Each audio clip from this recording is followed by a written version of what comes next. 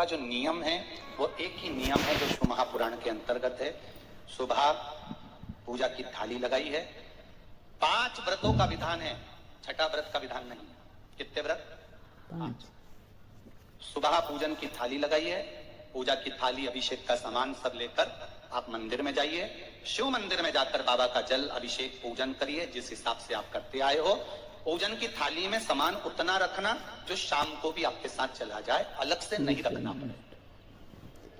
अलग से केवल शाम को दिए रखो, जल रख लो थोड़ा सा, और बाकी का जो मिष्ठान आप तैयार करोगे बस वो, बाकी का चंदन नबीर गुलाल ये सब सुबह की थाली का रखिए, थोड़ा फल जो भी रखो। सुबह पूजन करो, बाबा का निवेदन करो, घर आ जाओ, थाली को ढक कर रख दीजिए।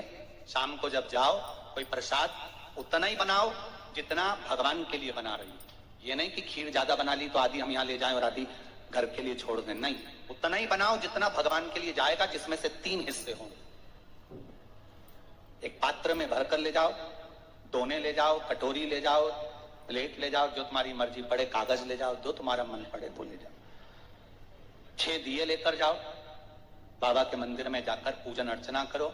शाम को अभिषेक नहीं करना है, केवल छींटा देना, थोड़ा सा जल जो बचा हुआ है उसमें से थोड़ा थोड़ा छींटा देकर, जल का थोड़ा सा छींटा देकर पूजन आदि कर कर जैसी पूजन सुबह करी वैसे ही भाव से पूजन करो। 5 दिए थाली में से नीचे रख दो, 6वां दिया भी नीचे उतार दो थाली में से। 5 दिए लगाना जब प्रसाद के 3 हिस्से पूरे कर दो, प्रसाद के 3 हिस्से रख दो नीचे, फिर दिए। सुना बाबा पशुपति व्रत में कर रही हूं, मैं भी पूर्व में ना जाने कितनी योनियां ली होंगी, कौन सा मैंने बेकार कर्म करा होगा जो आज मुझे दुख भोगना पड़ रहा है। इस दुख को आप मिटा सकते हो क्योंकि आपका नाम पशुपति नाथ है। आप इसको मिटाइए, विनय करो, बाबा से विनती करो। एक दिया, एक प्रसाद का हिस्सा थाली में लेकर आ जाओ, बाबा को निवेदन कर कर, बाकी का वहां छोड़कर एक दिया एक प्रसाद का हिस्सा लाए। घर के अंदर प्रवेश करते समय सीधे हाथ की ओर बैठकर, अपने घर की ओर मुख कर सीधे हाथ की ओर उस दिए को घर के बाहर प्रज्वलित कर दो। भगवान से विनती करो, भोलेनाथ आप मेरे घर में प्रवेश कर कर मेरा कार्य सिद्ध करें। बाबा को निवेदन कर कर अंदर जाइए। भोजन करने से पहले जो मीठा है, एक हिस्सा प्रसाद का है, उसको खा लीजिए। उस हिस्से में से किसी को नहीं देना, चाहे घर में बच्चे हों चाहे बड़े हों। उस प्रसाद का हिस्सा केवल तुमको खाना। पहले प्रसाद खाइए, उसके बाद में फिर भोजन करें। एक समय फलाहार कर सकते हो, दूसरे समय भोजन कर सकते हो। इसमें जरूरी नहीं कि आपको मीठा ही खाना है। शाम का जो प्रसाद बनेगा वो मीठे का ही भोग लगेगा। सुबेरे आप आराम से नमकीन का भी फलाहार कर सकते हो, मीठे का भी फलाहार कर सकते हो, फलाहार के लिए कोई मना नहीं। और भोजन जब करोगे, अन्न जब खाओगे, जब पहले भगवान का प्रसाद खा लो। 4 पशुपति व्रत पूर्ण हो, बीच में अगर कहीं रजस्वला धर्म आ गया, आपको पूजन नहीं करना है, घर में कोई सूतक सावड़ आ गया, या कोई व्रत फंस गया, एकादशी आ गई, या कोई व्रत आ गया, तीज आ गई, चतुर्थी आ गई, जिसका व्रत करते हुए आए हो, तो पशुपति व्रत उस दिन मत करो, फिर अगले सोमवार कर लेना। 3 हो गए, एक रह गया बीच का, उसको अगले में करो, वो चौथे में गिनती में आ जाएगा। 5वां छूट गया, कोई बात नहीं, 1 महीने बाद तो होगा, 8 दिन बाद तो होगा, 15 दिन बाद तो होगा, फिर उसको गिन लो, 5वां होगा। महाराज ऐसे 5वां व्रत जब आए, 5वें व्रत के दिन शाम को जब पूजन करने जाओ, एक श्रीफल, कुछ रुपए, 11 रुपए आदि जो भी है, नारियल पर रखकर बाबा को विनय कर कर, बाबा आज मेरा पशुपति व्रत पूर्ण हो रहा है, आपकी कृपा हो, मेरी झोली भरना बाबा, विनती करो। और वो श्रीफल रुपया रखकर 5 दिए लगाकर, 1 दिया वापिस लेकर, एक हिस्सा प्रसाद का लाकर देहली पर अपने वही दिया लगाकर अंदर प्रवेश कर कर भोजन ग्रहण करो। बाबा को निवेदन कर लो। पशुपति व्रत का कोई उद्यापन नहीं है, पशुपति व्रत का एक ही उद्यापन है, जो श्रीफल और 11 रुपए आपने मंदिर में रखे हैं, वो उद्यापन के भाव से रखे हैं, भगवान को नमन कर कर रखे हैं। ये पशुपति व्रत। अब दुनिया के लोग इसको पशुपति व्रत को कहीं इतनी बत्ती लगा दो, तो इतनी बत्ती का दिया लगाओ, तो ऐसा करो, तो गलत। उसका नियम जो है वो एक ही, उस नियम के अलावा कोई। आप प्रेम से करो, स्नेह से करो, उसको दिल से विचारो, मन से विचारो। शंभो शरणे मांगो घड़ी, दुख काटो दया करी निदर्शन। आप दिल से उसका ये पशुपति व्रत। एक व्रत करने के बाद अगला जब व्रत करो तो थोड़ा रुक कर करना, एक साथ लगे लगाए व्रत ना करिएगा, थोड़ा रुक कर करिए, इंतजार करो 3 महीने का कि बाबा मेरी ऊपर कृपा जरूर करेगा। दिल से करा है तो वो दिल से देगा, झोली भर कर देगा, ये निश्चित है, उसका व्रत फल देता है। करना जरूरी नहीं है कि व्रत माताएं करेंगी, पुरुष कर सकता है, बच्चे कर सकते हैं, बूढ़े कर सकते हैं, बड़े कर सकते हैं, बेटा बेटी कर सकते हैं, नवयुवक बच्चे कर सकते हैं, पर दिल से करो उस पशुपति व्रत। कोई आप एक ही मंदिर में कर, जिस मंदिर में पहला व्रत करा है उसी मंदिर में 5 व्रत कर। ये नहीं कि हम मायके में 2 व्रत करके आ गए और तीसरा व्रत हमने ससुराल में कर लिया। 2 व्रत करके मायके से आ गई हो तो 3 व्रत भी मायके जाके ही करना। अगली बार ऐसे जाना कि सोमवार बीच में फंस जाए और तुम 1 व्रत करके आ गए। मायके में अगर व्रत कर रही हो तो अपनी पूजन का सामान अपने ही रुपए का होना चाहिए, मायके के पैसे का नहीं चाहिए। कुंवारी होती और तुम मायके के सामान से पूजन करती, अगर कुंवारी होती तो तुम्हारा वो पूजन लगता, पर विवाह होने के बाद, गोत्र बदलने के बाद आप अपना पूजन का धन अपना खर्च करें।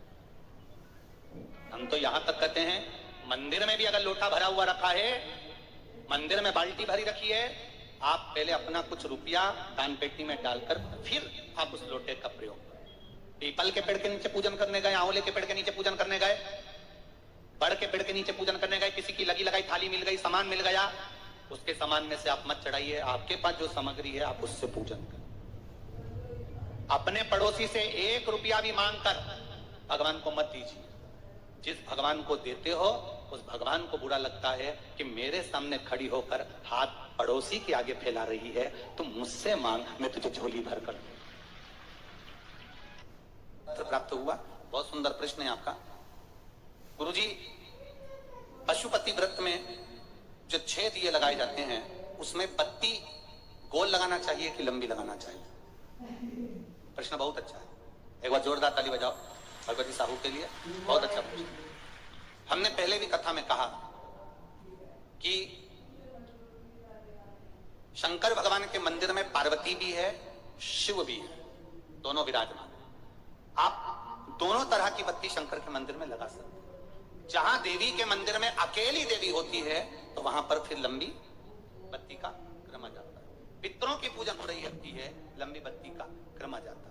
पर जहां पर देवादिदेव महादेव भी हैं, पार्वती भी है, वहां आप गोल भी बत्ती समर्पित कर सकते हो और लंबी भी बत्ती लगा सकते हो, उसमें कहीं दोष नहीं है।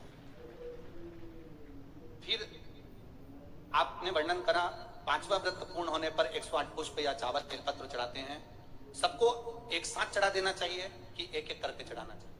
वैसे शास्त्र रीति के अनुसार पशुपति व्रत में जो 5वां सोमवार पूर्ण होगा और आप 108 अगर कोई वस्तु चढ़ा रहे हो तो एक एक कर श्री शिवाय नमस्तुभ्यम, श्री शिवाय नमस्तुभ्यम, एक एक कर चढ़ाना चाहिए। एक साथ हाथ में लिया और एक साथ नहीं चढ़ाना, एक एक कर। बहुत अच्छा प्रश्न है। एक प्रश्न जो आपने किया था उसका उत्तर इस कथा में चल रहा है, नंदी वाला। जो प्रश्न आपने तीसरा करा है उसका उत्तर इस कथा में चल रहा है। ये आप कहते हो कि मंदिर से जाते समय नंदी के कानों में कहकर चले जाओ। बैठिए बैठिए बैठिए। बहुत सुंदर प्रश्न है आपके। श्री शिवाय एक एक कर चढ़ाना चाहिए, एक साथ हाथ में लिया और एक साथ नहीं चढ़ाना, एक एक कर। बहुत अच्छा प्रश्न है। एक प्रश्न जो आपने किया था उसका उत्तर इस कथा में चल रहा है, नंदी वाला। जो प्रश्न आपने तीसरा करा है उसका उत्तर इस कथा में चल रहा है। ये आप कहते हो कि मंदिर से जाते समय नंदी के कानों में कहकर चलेगा। बैठिए बैठिए बैठिए। बहुत सुंदर प्रश्न है आपके, बहुत भाव से और आनंद से आपने करा और जनमानस के कल्याण के प्रश्न है। ये केवल आपके लिए नहीं है, ये सबके लिए इतने जोरदार प्रश्न है। जो गलती भी करते होंगे तो उसको सुधार सकते। आपने कहा कि नंदी के कानों में कहना चाहिए। लोग हंसते हैं, कहते हैं बताओ वो नंदी के कानों में भगवान को कहना चाहिए। वैसे तो हम आपको एक बात बताते हैं कि दुनिया के लोग किसी दूसरे धर्म की कभी हंसी नहीं उड़ाते। दुनिया के लोगों को दूसरे का धर्म अच्छा लगता है। दुनिया के लोग सबसे ज्यादा हंसी उड़ाते हैं तो हमारे सनातन धर्म की ही उड़ाते हैं, और जो खुद उड़ाते हैं, दूसरा उड़ाने वाला नहीं होता। दूर के ढोल हमें समझ में आते हैं, उसका धर्म हमें समझ में आ गया। क्या क्या ऐसा है, आओ कुछ नहीं, उनके धर्म में ऐसा है। कितना आनंद हमें दूसरे के धर्म में लग रहा है, और हमारा सनातन धर्म हमको बुरा लगता है, हमारे सनातन धर्म में बुरा लगने लगा। अरे भाई, लोग कहते हैं कि नंदी के कान में कहते हो, ये कोई हमारे पुराणों में या शास्त्रों में लिखा है? भगवती बहन साहू, आपको धन्यवाद देना चाहूंगा और एक बात कहना चाहूंगा, जितनी भी शिव महापुराण के अंतर्गत चाहे उपाय जो बताए जाते हैं कि बेलपत्री ऐसे चढ़ाना, काली मिर्च ऐसे चढ़ाना, चावल ऐसे चढ़ाना, धतूरा का क्या महत्व है, शमी के पत्ते का क्या महत्व है, बेलपत्री के पत्ते का क्या महत्व है, ये जितनी भी बातें बताई जाती हैं ये सब पुराण के अंतर्गत से बताई जाती है। अब दुनिया के लोग इसको चाहे टोटका कह दें, चाहे दुनिया के लोग इसे टोना कह दें, पर पुराण से हटकर कुछ नहीं। और आप लोगों को अगर बोला है कि नंदी के कान में कहकर भगवान शंकर के मन में बात पहुंचे, तो ये क्यों कहा, तो ये भी हमारी शिव महापुराण में लिखा है, जलंधर के चरित्र में। श्री शिवाय नमस्तुभ्यम, हर हर महादेव।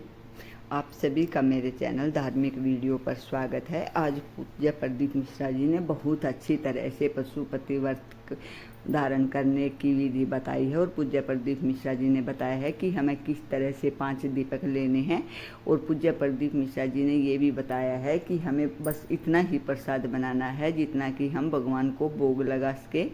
पूज्य प्रदीप मिश्रा जी के उपाय बहुत ही अच्छे और ख़ास थे। अगर आपको वीडियो पसंद आया हो तो लाइक, कमेंट और शेयर ज़रूर करें। और पूज्य प्रदीप जी ने बताया है कि हमें 5 दीपक किस टाइम पर और किस तरह से प्रज्वलित करने हैं ताकि हमारा व्रत सफल हो और हमारी हर मनोकामना पूर्ण हो। अगर आप भी पूज्य प्रदीप मिश्रा जी के उपाय देखना और सुनना चाहते हैं तो प्लीज़ मेरे चैनल को लाइक, कमेंट और फॉलो ज़रूर करिएगा। श्री शिवाय नमस्तुभ्यम।